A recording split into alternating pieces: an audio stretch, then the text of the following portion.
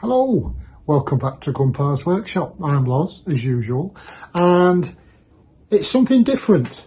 I'm going to try something called an open tab. I don't know if any of you have seen this sort of thing. I watched a video earlier today by Mark from Small Workshop Adventures, and he did a upload about it's his headspace welfare for chaps working and beavering away in their garages and workshops and sheds, and how it's important for our well-being. Well, of course, man, Homo sapiens, tool-making man. So tools and stuff, we like making stuff, especially if it involves noise and sharp blades cutting things up. So I thought I'd do an open tab. It's to get all the other guys I know in little YouTube channels to respond in kind. The big question is, what does your workshop mean to you? Possibly as a blokey bloke. How you spend your time in it, how often you spend your time in it, and what you feel you get out of it in terms of sorting your headspace out and a feeling of well-being and purpose. So I thought I'd kick off. Well, I think those of you who've been following me know why I'm in this space. Single garage UK size, 18 foot by 8, something like that. I've been using it for the 20 years we've been in the house as a part-time garage at one end, bit of a photo studio for family portraits, which is now defunct, and holding the car. And last year, summer, I realised I've been retired and a full-time carer for 14 years, and I'm no spring chicken. And instead of just faffing about, I wanted to do something constructive and actually work at something. Having said that, after 30 odd years in programme and project management, I'm determined not to work to schedules and deadlines. The idea is I come in here, play with me tools, if you pardon the expression, and make stuff. Some of it's probably just going to be sawdust, as you've seen so far. But eventually, before I pop my clogs, I want to have a basic skill set and make some nice small things for family and friends and pass the time, which is the idea behind Men in Their Sheds.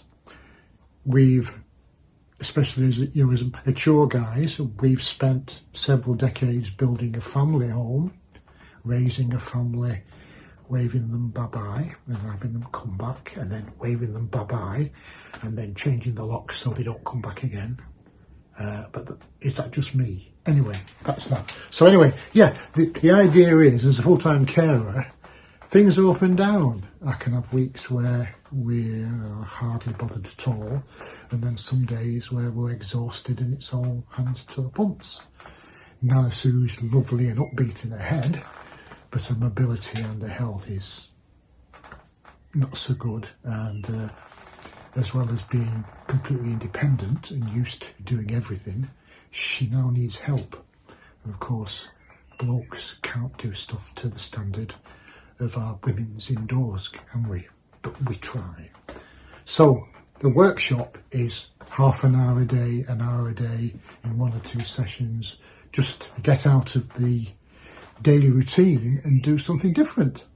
And sometimes that means I just come in, and I know some of you know the feeling, just come in and shuffle stuff from one end of the workshop to the other and back again, and maybe we sweep up. Maybe. Sometimes we don't. But when the sawdust gets to a certain level and gets damp and slippy, you've got to sweep up, haven't you? Or else you end up going ass over tip. That's the whole raison d'etre, if you pardon my French. That's not the French I usually come out with under duress. But the idea is to just potter. Come in, have a look round. That mental break from the headspace of what's going on with friends and family, and come in here by yourself a little bit and do stuff, and not have a deadline and not have a standard, but just spend the time pottering. Very much if you're a UK viewer, Last of the Summer Wine, which went on for donkey's years. If you're not a UK viewer, look it up on the YouTubes.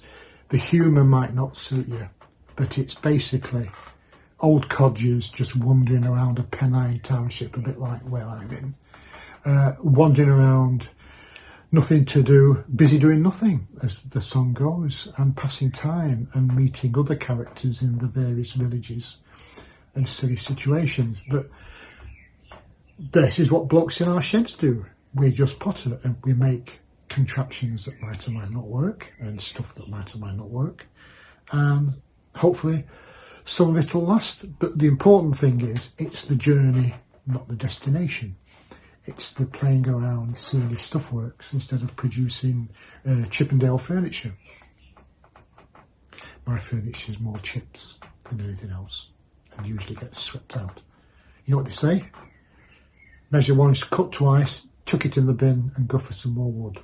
Right, that's the reason behind my shed, who eventually make stuff that the kids are too ashamed to chuck out after I'm gone, and enjoy myself in the process.